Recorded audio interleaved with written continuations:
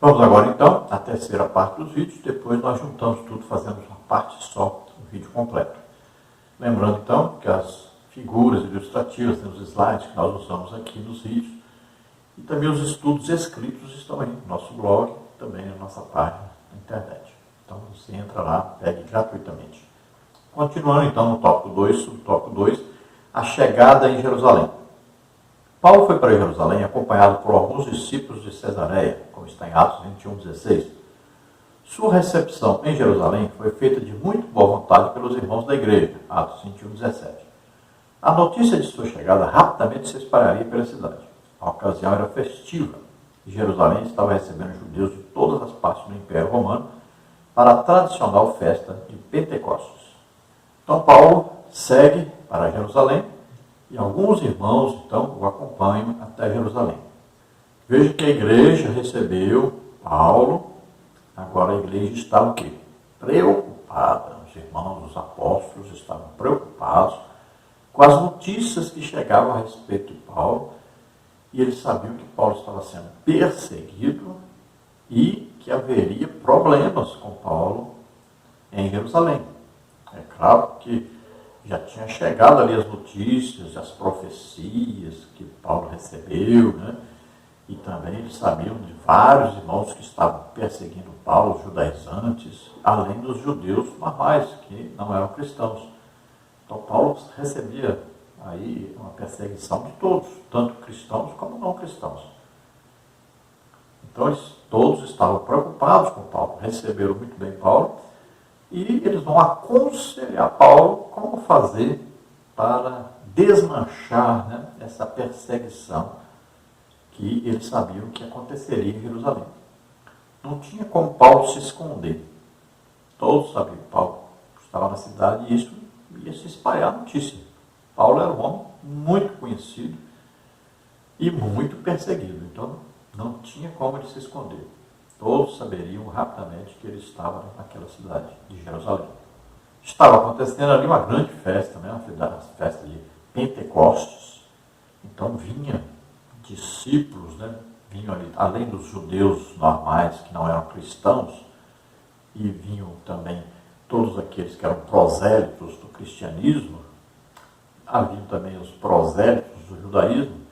Além desses, os cristãos também aproveitavam para ir a Jerusalém nessa data, nessas festas. Lembravam do dia de Pentecostes, onde o Espírito Santo, né, veio sobre os apóstolos, aí cerca de 120 irmãos estavam reunidos, foram cheios do Espírito Santo e começaram a falar em línguas. Então, esta festa também era uma festa comemorativa do início da igreja pentecostal. Por isso o nome pentecostal, por causa da festa de Pentecostes. No subtópico 3, nós vamos ver Paulo se depara com seus oponentes judeus. No dia seguinte à chegada em Jerusalém, Paulo encontrou-se com os anciãos e Tiago, irmão do Senhor, um dos principais líderes da igreja em Jerusalém, Atos 21:18, Gálatas 2:9. Ali todos ouviram do apóstolo o que Deus estava fazendo na vida dos gentios, Atos 21:19. Glorificaram a Deus pelas maravilhas que ele havia feito por intermédio do seu servo, Atos 21:20. Entretanto, os irmãos da igreja em Jerusalém não deixaram de mencionar a Paulo a acusação dos judeus que haviam recebido o evangelho, mas estavam presos ao judaísmo, Atos 21:21. Esses judeus queriam um cristianismo judaizante, com costumes e ritos, tais como a circuncisão, a guarda do sábado, entre outros. Paulo, porém, era a antítese disso tudo. Então veja que Paulo encontrou-se ali com os apóstolos e ali estava Tiago. Tiago, pelo que nós deduzimos, era o líder da igreja. Que Tiago era esse? Não era Tiago que era antes apóstolo, lá, irmão de João. Não, aquele Tiago tinha sido degolado por Herodes. Esse Tiago aqui é o irmão de Jesus Cristo. Veja só. Ele é o quê? Ele é um apóstolo agora. Veja que Paulo, lá em Gálatas, ele falou, olha, eu não vi nenhum dos apóstolos, senão Tiago, o irmão do Senhor. Então, Tiago agora é apóstolo. Veja bem, Paulo é apóstolo, Tiago é apóstolo. Não é do primeiro colegiado escolhido por Jesus. Agora é apóstolo da igreja, como está em Efésios 4:11, ministério apóstolo. Então, o irmão de Jesus, Tiago, está liderando a igreja em Jerusalém. E Paulo, quando vai visitar Tiago, então recebe Paulo ali. Paulo então narra a eles o que Deus estava fazendo através dele e dos irmãos que andavam com Paulo. Então, muitas almas ganhas, várias igrejas abertas, né? E conta também dos milagres, dos sinais, prodígios e maravilhas que Deus fazia através dele. Então, ele conta as maravilhas que Deus tem feito. Então, ele está adorando a Deus, louvando a Deus. Todos ficam alegres, felizes, adorando, louvando a Deus, porque Deus estava fazendo tamanha obra através de Paulo. E é assim que a igreja funciona, que deve funcionar. Então os líderes devem ficar alegres, felizes, porque Deus está salvando almas, está curando, está batizando o Espírito Santo, está libertando, né? Então a obra maravilhosa que Deus faz, todos devem ficar felizes. Então é assim que eles ficaram, felizes porque Deus está usando Paulo. Então todos glorificavam a Deus pelas maravilhas que Deus estava fazendo, através do ministério que Jesus entregou a Paulo para cumprir. Aí então os irmãos vão relatar a Paulo, vão dizer para ele a preocupação que eles tinham, porque os judaizantes, aqueles judeus que se tornaram cristãos, mas estavam presos ainda à lei, estavam presos ainda aos rudimentos, né? Estavam presos ainda às coisas lá do judaísmo, e que ainda não estavam livres dessas coisas, por exemplo, guarda-sal, as leis dietéticas, né? As comidas que eram proibidas, estavam presos às festas, lua nova, entre as coisas do judaísmo, principalmente o quê? Ao Talmud, que eram normas criadas em cima da lei. Veja só. Então eles estavam presos a essas coisas, queriam que os cristãos se circuncidassem, diziam que se não se circuncidassem não seriam salvos. Então, eles odiavam Paulo porque Paulo dizia aos gentios que não precisava disso. E a reunião em Jerusalém, em Atos 15, decidiu exatamente isso, que não precisavam guardar sábado, não precisavam fazer circuncisão. Mas esses judeus insistiam nisso. Então, eles odiavam Paulo. Vamos então, tópico 3, acusações e a prisão de Paulo no templo. Subtópico 1, as acusações mentirosas contra Paulo. As acusações contra o apóstolo Paulo eram as seguintes. Então, primeiro, que ensinava que os judeus, entre os gentios, deviam se apartar da lei de Moisés. Depois, segundo, eles não deveriam circuncidar os filhos. Terceiro, nem andar segundo a lei de Moisés, Atos 21, 21. Os judeus oponentes de Paulo torciam suas palavras e incitavam o povo a rejeitá-lo. Não obstante, Tiago e os anciãos da igreja fizeram a seguinte sugestão ao apóstolo: levar 4 homens que fizeram voto de Nazireu, pagar as despesas deles, raspar a própria cabeça como demonstração de que praticava a lei. Atos 21, 23 e 24. Ainda que isso de nada servisse para Deus, o apóstolo passou pelo ritual de purificação com os nazireus, a fim de entrar no templo. Atos 21, 25 e 26. Ora, todo seguidor de Cristo deve estar pronto contra as falsas acusações dos oponentes da fé, quer os de fora, quer os de dentro. Então veja que os judeus encontraram Paulo ali, diziam que Paulo estava ensinando as pessoas a não cumprir a lei de Moisés, diziam que Paulo ensinava que os cristãos não precisavam circuncidar os seus filhos. Isso é verdade? Verdade. Paulo ensinava isso, que não precisava da circuncisão. E os líderes da igreja de Jerusalém também tomaram essa decisão na reunião que houve. E diziam que Paulo então dizia que eles não deveriam andar segundo a lei de Moisés. O que é verdade. Paulo ensinava que os mandamentos são bons, são santos, mas conduz o homem ao quê? A conhecer que são pecadores e precisam do Salvador, Jesus Cristo. Então, eles não deveriam realmente seguir, por exemplo, guarda de sábado, as leis dietéticas da alimentação, né, circuncisão. Então, várias coisas da lei de Moisés, eles não precisavam seguir, como foi determinado na reunião em Jerusalém, como está em Atos 15. Então, algumas coisas eles mentiram, mas outras coisas não. E, na verdade, eles fizeram foi só aumentar, né, as coisas sobre Paulo. E como ali tinha muitos judeus que não eram cristãos, não sabiam das decisões de Atos 15 da igreja, né, judeu, então, ele não admite que uma pessoa fale que Jesus Cristo é o Salvador. Ele fica nervoso, bravo, zangado mesmo. Ele não aceita isso. Então, aqueles falsos irmãos judaizantes pegaram e falaram mal de Paulo para o povo, que não eram cristãos, e juntou então a grande multidão. Pegaram o Paulo, tiraram o Paulo do templo, fecharam a porta e começaram a bater no Paulo, querendo matar o Paulo. Como esses irmãos estavam em Jerusalém, e Paulo estava em Jerusalém, então os apóstolos disseram, já sabemos, eles vão aqui pegar o Paulo. Então aconselharam Paulo a pegar 4 homens ali, judeus, que fizeram o voto de nada, a pessoa não podia tomar vinho, né? Então esse período, aí no caso, eram 7 dias. Então eles precisavam ficar aí 7 dias, eles jejuavam, oravam, né, se consagravam totalmente a Deus ali. E para isso eles tinham então que rapar a cabeça, em sinal de contrição, de entrega total e de vergonha.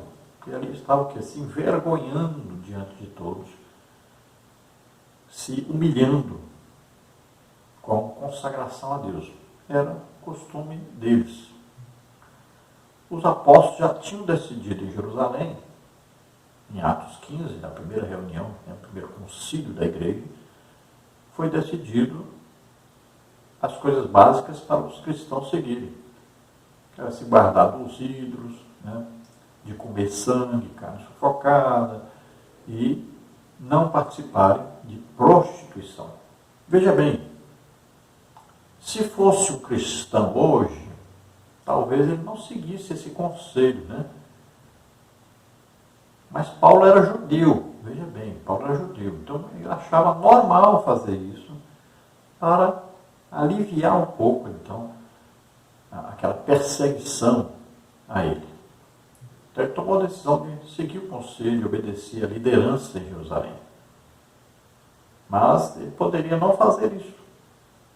Então, se nós olharmos da maneira, do prisma cristão hoje, nenhum de nós faríamos isso. Mas Paulo era judeu e ele queria mostrar sua obediência à liderança em Jerusalém e queria que houvesse paz, né? Então ele fez de tudo para acontecer a paz. Mas o que ele achava que ia dar certo, não deu certo. Quando estavam terminando os 7 dias de consagração, aí o que aconteceu? Descobriram Paulo lá, fizeram uma grande algazarra, um grande tumulto, né? É o que aconteceu. Então, no subtópico 2, a prisão do apóstolo e o enfrentamento contra seus algozes. A maioria dos judeus da Ásia, que veio para a festa de Pentecostes, ao ver Paulo no templo, começou a alvoroçar todo o povo, lançando mão ao apóstolo, acusando-o de inimigo de Moisés e profanador do templo. Atos 21, 27 e 28. Os homens que ouviram esses incitadores agarraram o apóstolo e o arrastaram para fora do templo, fechando suas portas. Atos 21, 30. Essa gente começou a pedir o linchamento, o apedrejamento de Paulo, e essa notícia chegou ao comandante chamado Cláudio Lísias. Este investigou o problema, prendeu e algemou o apóstolo, levando ao quartel-general que ficava na Torre Antônio, onde eram colocados seus presos. Atos 21, 33. Não nos esqueçamos dos milhares de cristãos que têm sua liberdade cerceada por causa de sua fé em Cristo. Estejamos atentos para os caminhos que o Espírito Santo quer nos levar. Então veja que os judeus da Ásia, que eram judaizantes, quando viram Paulo ali no templo, então começaram a acusá-lo então, de colocar um homem ali que não era judeu, porque sabiam que Paulo andava, né, com alguns companheiros, né, como por exemplo Tito, que não era judeu. Então vemos que Paulo foi acusado de introduzir Trófimo. Eles viram Trófimo em Jerusalém e pensaram, Paulo colocou o Trófimo aqui dentro do templo, profanou o templo, não aceitavam que alguém que não fosse judeu entrasse no templo. Então já acusaram aí uma acusação falsa, né? E começaram aquelas outras acusações que eles já faziam antes, que Paulo era contra a lei de Moisés, que Paulo não deixava os cristãos se circuncidarem, que ensinava os cristãos a não cumprir nada da lei. Então a multidão foi ouvindo aquilo, pessoas que não eram cristãos ouviram aquilo, né? Aí, com isso veio o zelo religioso, então todos pegaram Paulo, colocaram para fora do templo, fecharam a porta para ele não entrar e começaram a espancá-lo pelo meio da rua. Até que chegou a notícia, então, ao tribuno, ao líder, né, ali que comandava soldados. E ele, então, vai ajudar Paulo, tirando Paulo do poder da multidão. Então ele pega Paulo, prende, algema Paulo e ainda manda açoitar Paulo quando ele fica sabendo que Paulo é um cidadão romano. Ali havia a torre Antônia, que era exatamente num lugar muito conhecido como Fortaleza Antônia. Então você vê aí, até a figura colocamos aí para você ver, para ali Paulo foi levado. Antes nós vamos ver que Paulo fala à multidão, né? E o comandante pensa que Paulo é alguém que promoveu aí uma sedição ali, um grande movimento contra o Império Romano. Ele descobre que Paulo não é este homem e também descobre que Paulo é cidadão romano. Então ele não açoita Paulo e vai prendê-lo. Depois nós vamos ver para frente o que acontece com Paulo. Devemos nos lembrar aqui dos milhares de cristãos que já morreram por perseguição religiosa. Milhares e milhares. O campeão de perseguição hoje, o que é? A Coreia, né? Os países comunistas são os principais perseguidores do Evangelho hoje. E você vai ver ano que vem uma perseguição no Brasil ao Evangelho. Prepare-se. Porque aquelas pessoas hoje que estão lutando na política, que estão dominando a política, né? Eles, na verdade, são comunistas. E eles vão fazer de tudo para impedir a igreja de trabalhar a favor da verdade, da liberdade, né? Vão fazer de tudo para impedir que a igreja continue crescendo. Então, uma obra satânica. Então, os principais perseguidores comunistas. Mas existem outros, né? Por exemplo, os islâmicos, né? Os muçulmanos são grandes perseguidores do Evangelho. Então, países, principalmente comunistas e islâmicos, ou muçulmanos, são os principais perseguidores hoje do Evangelho, onde mais se matam os pregadores, os evangelistas enviados por Deus para pregar o Evangelho lá. No subtópico 3, Paulo dialoga com Lísias, Atos 21, 37 a 40. No diálogo com Lísias, Paulo fala em um grego polido e o comandante então descobriu que o apóstolo não era o sicário egípcio procurado nas regiões do Império. Esse egípcio levantaram uma sedição contra o imperador tempo atrás, Atos 21, 38. Como Paulo se declarou cidadão romano, Lísias não mais o confundiu com esse sicário e mudou a forma de tratamento com o apóstolo, Atos 21, 39 e 40. Mesmo ferido pelos açoites, manchado com o próprio sangue, mas estimulado pelo sentimento de martírio pelo seu Senhor, o apóstolo não perdeu a oportunidade de usar a sua defesa para proclamar o Evangelho, versículo 40. Eis a razão de o apóstolo padecer pelo nome de Jesus, proclamar o Evangelho para as pessoas que o odiassem.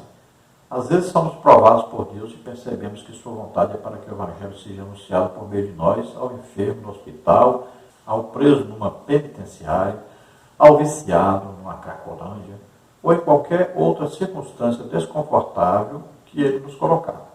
Estejamos atentos para os caminhos que o Espírito Santo quer nos levar.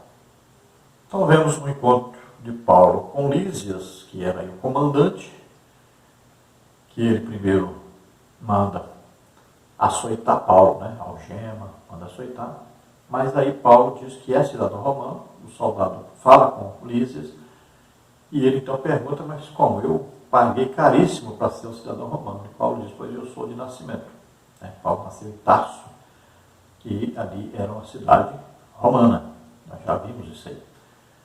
Então veja que ele passa a tratar Paulo brandamente, porque ele é um cidadão romano, e ele sabia que um cidadão romano primeiro precisa ser julgado para depois ele sofrer alguma açoite, alguma coisa. Então ele não poderia açoitar Paulo, e tinha que tratar bem porque era um cidadão romano. Pois ele representava exatamente o Império Romano, o Lísias. Então, Paulo fala ali no grego polido com ele, né? Ele vê que Paulo não é aquele que ele pensava ser algum comandante, né, de alguma rebelião contra o Império Romano. Então Paulo não levou os açoites, mas lá fora ele já tinha levado socos, pontapés, né? Já tinha sofrido muito, apanhado muito da multidão. Então ele estava ali sangrando, machucado, sofrendo muito, e assim foi preso para que a multidão não o matasse. E agora, para soltá-lo, ficaria difícil, porque o comandante precisaria de uma autorização de uma autoridade superior. E aí nós vamos ver depois, né, toda a saga, ou seja, toda a história de Paulo, né, suas prisões, né, seus julgamentos, suas pregações diante aí, então, de governadores, de reis. Então, nós vamos ver cumprindo o ministério que Jesus tinha dito que ele faria para ele. Então, Paulo estava disposto a fazer qualquer coisa, sofrer qualquer coisa para pregar o evangelho e as pessoas serem salvas. Assim também nós devemos, em toda parte, sem temer as pessoas. Jesus disse: olha, os homens, o máximo que eles podem fazer é o mal ao nosso corpo. Mas nós temos que temer mesmo. É a Deus que pode lançar no inferno, corpo, alma, né, no inferno. Então nós temos que servir a Deus. Devemos temer a Deus, não aos homens. Façamos a obra de Deus em todo o tempo, em todo lugar. Conclusão. A atitude de sofrer pelo nome de Jesus tem sido abandonada nos tempos modernos. A visão que Paulo tinha da missão evangelizadora o fazia enfrentar toda e qualquer oposição e sofrimento. O apóstolo podia dizer que a nossa leve e momentânea tribulação produz para nós um peso eterno de glória muito excelente. 2 Coríntios 4,17. Então veja que nos dias atuais as pessoas não querem mais sofrer pelo Evangelho. Existe aí o politicamente correto. Então as pessoas não querem mais pregar o legítimo Evangelho, querem agradar as pessoas, né? É só mensagem de autoajuda, ninguém mais combate, fala mal do pecado. Então, é um evangelho light que está sendo pregado. Mas existem ainda, graças a Deus, os corajosos, os destemidos, que enfrentam qualquer coisa para pregar o evangelho legítimo, a palavra de Deus. Então, a visão evangelizadora de Paulo fazia com que, então, ele enfrentasse qualquer coisa para que as pessoas fossem salvas. E olha que Paulo diz que a sua leve, momentânea tribulação. Então ele considera aquilo, tudo que ele passou, como leve, como momentâneo, é uma coisa de momento. Passa por isso hoje e amanhã. Acabou. Então a nossa vida deve ser encarada assim. É uma fase, mas vai passar. Então são fases. Muitas vezes as fases são difíceis, mas nós devemos enfrentá-las. Tudo por amor a Deus e amor às pessoas. Se Jesus deu a vida por nós, o que custa nós darmos a vida pelos irmãos, pelas pessoas? Vamos então orar agora. Se você, ouvindo a palavra de Deus, deseja entregar sua vida para Deus agora, se você deseja aceitar Jesus como Senhor e Salvador, seu único Senhor e Salvador, faça isso agora. Vamos orar juntos. Se você, ouvindo, deseja entregar totalmente sua vida a Deus, confiando a sua vida e tudo que você tem a Deus, você está disposto a passar por qualquer coisa, então faça a oração com Deus. Se você está doente, está enfermo, vamos orar agora para que você seja curado. Vamos orar. Pai querido, em nome de Jesus, te apresentamos essas vidas que se chegam a Ti, arrependidos dos seus pecados, aceitando Teu Filho Jesus Cristo, o sacrifício que Ele fez na cruz do Calvário, levando sobre Ele nossos pecados, doenças, enfermidades, maldições, em nosso lugar. Ressuscitou, está à direita de Ti, ó Deus, Pai, e está intercedendo por nós. Em nome de Jesus, salva agora essas vidas, escreve seus nomes no livro da vida. Na área do Senhor, o Espírito Santo. Pai, recebe agora aqueles que estão se dedicando integralmente a Ti, entregando totalmente suas vidas a Ti, para serem usados por Ti, para ganhar milhões de almas. Pai querido, aqueles que estão doentes, estão enfermos, cura agora, Senhor. Toca neles agora, em nome de Jesus. Solta essas vidas, toda doença, toda enfermidade. Toca, Senhor, e cura totalmente, em nome de Jesus. Amém? Glória a Deus.